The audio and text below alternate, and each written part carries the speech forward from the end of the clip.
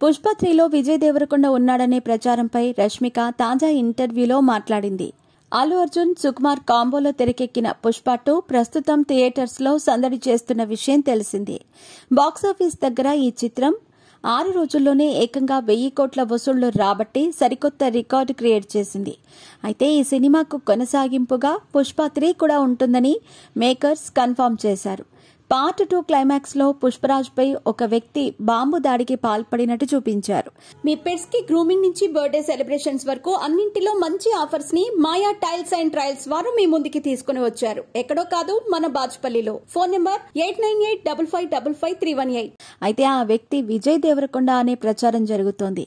తాజాగా దీనిపై శ్రీవల్లి రష్మిక మందన ఓ ఇంటర్వ్యూలో మాట్లాడింది. మీలాగే నాకు కూడా ఆ విషయం గురించి తెలియదు. దర్శకుడు సుకుమార్ ప్రతి విషయంలో సస్పెన్స్ కొనసాగిస్తారు. చివరి వరకు విషయాన్ని బయటపెట్టారు. పుష్ప 2కి సంబంధించిన విషయాలను కూడా షూట్ సమయంలోనే చెప్పేవారు. సినిమా క్లైమాక్స్ లో కనిపించిన వ్యక్తిని చూసి ఇతనెవరు అని నేను ఆశ్చర్యపోయా అని చెప్పుకొచ్చింది. అంతేకాకుండా తాను కూడా ఆ వ్యక్తి ఎవరో తెలుసుకోవటానికి ఆసక్తిగా ఎదురు చూస్తున్నానని పేర్కొంది. మైత్రి మూవీ మేకర్స్ భారీ బడ్జెట్ తో నిర్మించిన ఈ సినిమాలో పుష్పరాజ్గా అల్లు అర్జున్, శ్రీవల్లిగా రష్మిక నటన అందరినీ ఆకట్టుకుంది.